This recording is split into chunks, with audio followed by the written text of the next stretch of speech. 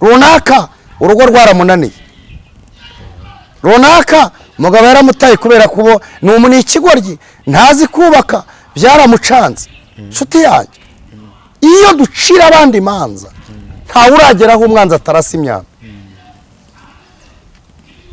Bya bindi bavuga ngo useka umuntu amanuka akazaguseka ugira gute uzamuka.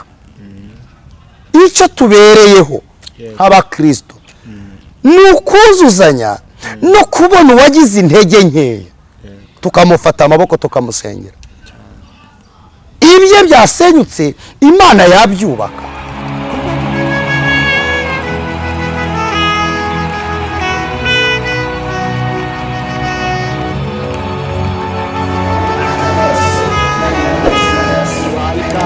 Mu biganiro byacu mwese mudukunda aho muherereye hose mu mpande enye z'isi ku migabane igiye itandukanye. Applicable Love, ngewe nitwa City Hunter, turi kumwe n'umushumba kuri screen yawe kandi nanone imbere yacu twebwe tumutunze kamera. Ni umugabo w'Imana, Imana ihamagaye muri iki gihugu cy'u Rwanda ndetse no hanze yacyo. Imana imugabije amahanga ayabwirize ubutumwa bwiza. Pastor, tuguhaye ikaze. Murakoze cyane, ndabashimye. Imana ibaha umugisha twakira no kuduha ikaze. Yego, ndagira ngo message uyu munsi ufitiye abanyarwanda n'ababasha gusemurirwa ururimi rwacu rw'ikinyarwanda, tukwakira gatuti kaba kawe mu izina rya Yesu, imbaraga n'amavuta. Urakoze cyane City, Imana iguha umugisha. Yego, kuba dukurikiye bose ndetse aho baherereye hatandukanye. Turabashimira uburyo babana natwe muri ibi biganiro ndetse bakarushaho no gutuma dukora cyane kugira ngo babone ibiganiro byiza kandi bibohora imitima yabo, kandi nabo tubashimira uburyo badahwema kubana natwe, kuko iyo tubonye badukurikiye imitima yacu iranezerwa. amen. Rero twabanza tugasenga Imana kugira ngo dukomeze n'izindi gahunda. Data wa twese uri mu ijuru kandi Imana ikiranuka, wowe tangiriro ryacu kandi ukaba n'iherezo, ukamenya ibibanza n'ibizaheruka kandi ukamenya n'ibiri hagati mu rugendo. Ni wowe dushimiye kandi ni wowe duhaye ikaze kubera ko wabanye natwe. Uduhaye ikiruta ibyo dukeneye, kuko ubuzima uduhaye ababubuze ntago nta migambi nta n'imishinga bagifite, ariko twebwe tukiriho turacyafite imishinga n'imigambi ndetse n'ibyifuzo byose dufite n'ibyo turi kugusaba byose tubikora kuko turiho kandi turi bazima. Wagize neza rero, duhaye amahirwe, turagushimye. Ubane natwe muri iki kiganiro cy'ijambo ryawe, Mwami Imana udushoboze kurisobanura uko riri, kandi Mwuka Wera mwigisha mukuru atwigishe, atuyobore kandi kugera dusoje mu izina rya Yesu. Amen. Amen. Tugiye kuganira ku ijambo ry'Imana riboneka mu gitabo cy'Abaroma. Turasoma ibice byaho 2, hanyuma dusome duhereye ku murongo wa mbere. Kuba dukurikiye rero, amazina yanjye nitwa Pasteur Alphonse. Imana duhana umugisha. Amen. Umurongo wa mbere yaravuze ngo nicyo gituma utagira icyo kwireguza, wa muntu we ucira abandi urubanza.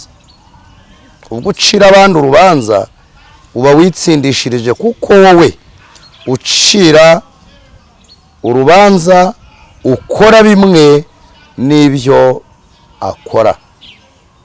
Ariko tuzi yuko iteka Imana izacira ku bakora bene ibyo ari iry'ukuri. Wowe muntu ucira urubanza abakora bene ibyo, nawe ukabikora, mbese wibwira yuko uzakira iteka ry'Imana? Imana yacu nishimwe. Amen. Paulo asura Abaroma yandika uru rwandiko mu nzandiko 13 yanditse, yandikira Abaroma. Hari ingeso Paulo yasanganya Abaroma, ndetse hari n'imico myinshi yagiye abasangamo, asangamo ikintu bita ivangura muri bo. asangamo abantu birema ibice ndetse barobanura abandi mu mibanire yabo no mu buzima bwabo bwa buri munsi. Pawulo rero agiye kubandikira arababwira ngo nyamara nicyo gituma utagira icyo kwiregura. Kubera iki umuntu yabura icyo kwiregura? Ese ubundi umuntu yiregura habaye iki? Ubundi mu buzima busanzwe umuntu yiregura kubera ko yarezwe, kubera ko ari mu rubanza. Aha rero Pawulo arababwira ngo ntacyo kwireguza mufite, kuko imanza mucira abandi, ibyo mubaciramo imanza ari byo namwe mugira gute mukora.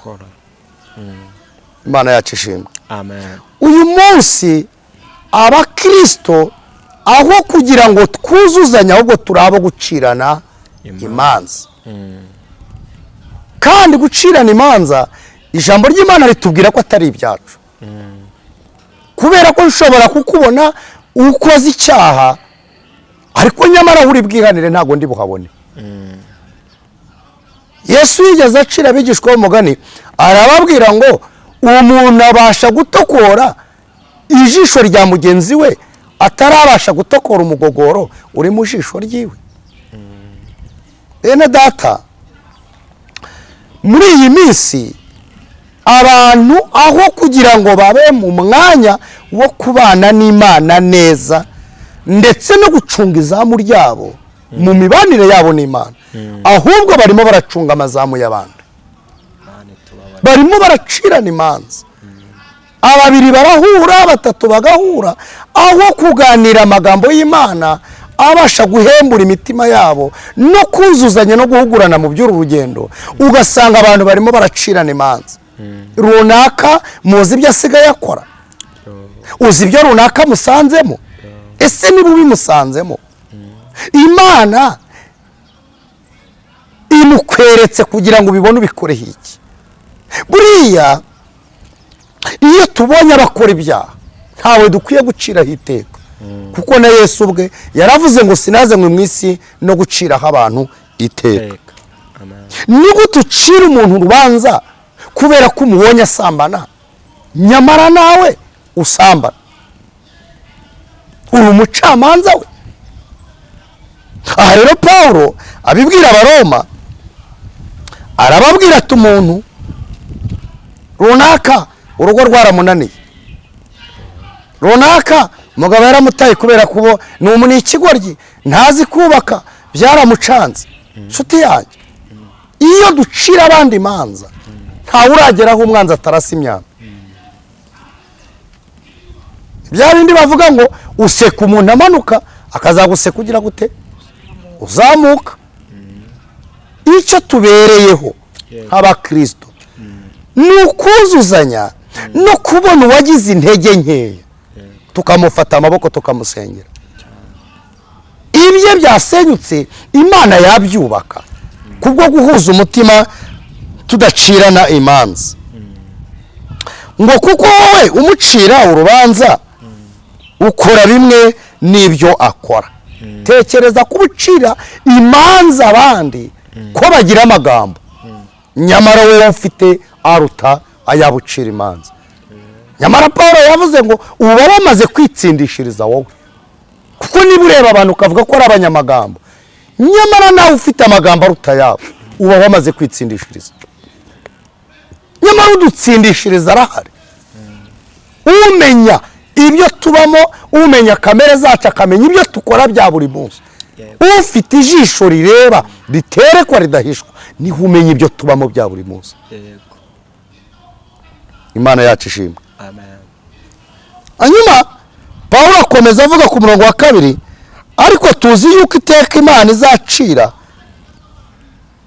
ku bakora bene ibyo ari iry'ukuri. Wowe muntu ucira urubanza abakora bene ibyo nawe ukabikora, mbese wibwira yuko uzakira iteka ry'Imana? Nshuti yanjye, uyu munsi umuraba uri kubizera kuba Kristo b'itorero ni munini, ni na mugari cyane.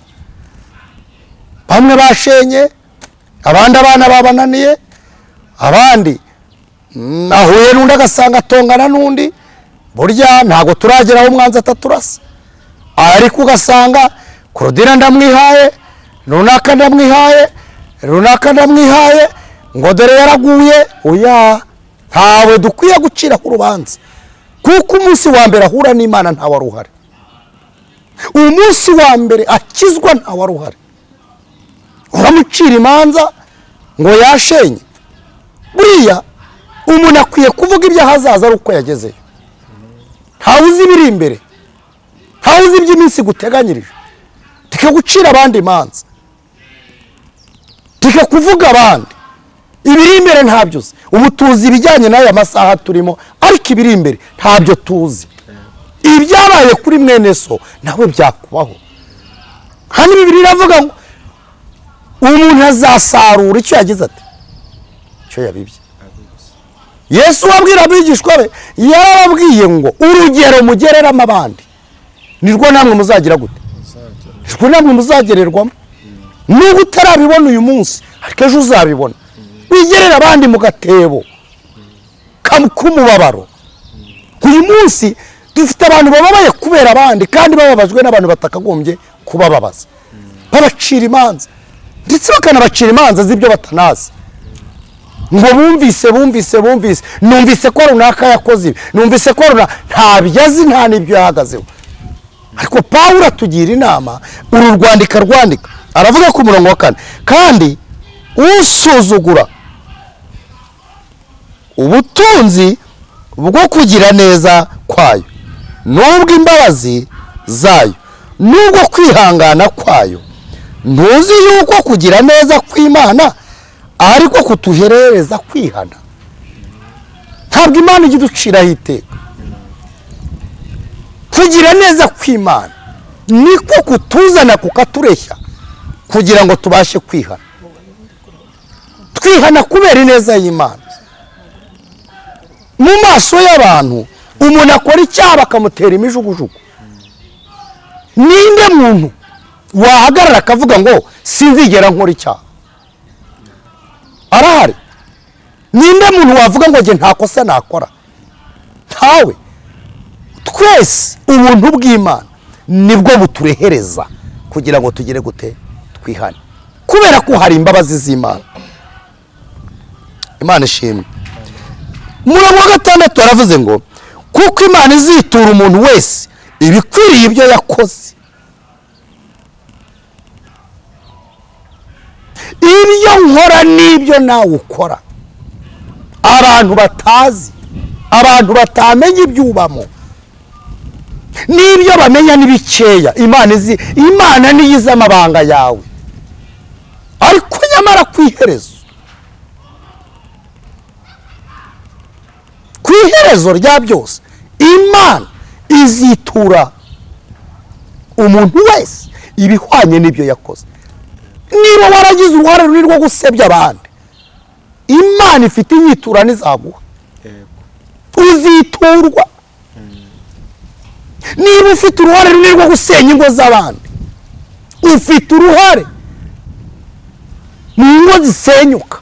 Ndagutangariza nkubwira ngo Pawulo abivuga yavuze ngo kuko Imana izitura umuntu wese ibihwanye n'ibyo yakoze, izakwitura ibihwanye n'ibyo wavuze. Abo wambitse ubusa ubavuga uzabisarura, kubera ko nta muntu uhinga ibishyimbo ngo asaruremo amashaza. Oya, iyo ubibye amahoro no kuvuga abandi neza no kurwanya ishyaka ry'abandi, ibyo nibyo usarura mu buzima bwa buri munsi. Buriya mu buzima bwacu dusarura ibyo twatanze. Imana yacu ishimwe. Ntabwo wasarura ibigori wabibye amasaka. Hoya, icyo ubibye nicyo uzasarura. Imana yacu ishimwe. Rero Pawulo akomeza avuga ngo ibyo wakoze abashaka ubwiza n'icyubahiro no kudapfa babishakishanye gukora ibyiza batagira gute, badacogora, izabitura ubugingo bugize bute, buhoraho. abashaka ibyiza. Uzi abantu dufite bashaka ibyiza nyamara badatanga ibyiza. Uzi abantu dufite bashaka ko tubakorera ibyiza nyamara bo nta byiza bakora. Uzi abagabo dufite mu ngo bashaka ko abagore babakorera ibyiza nyamara bo badakorera ibyiza babashakanye. Sifa kwa Mungu. Amen. Uzi abagore bashaka ko abagabo babakorera ibyiza nyamara bibi iyo babiba ari bibi. Niba ushaka ibyiza bibi byiza. Kuri iki ijambo ry'Imana ritubwiye ushaka ubwiza n'icyubahiro no kudapfa bikorusha ugira gute ukora ibyiza udacogora. Muntu dukurikiye kandi ugiye kudukurikira ndagushishikariza gukora ibyiza udacogora. Imana izakwitura ubugingo buhoraho mu izina rya Yesu. Amen.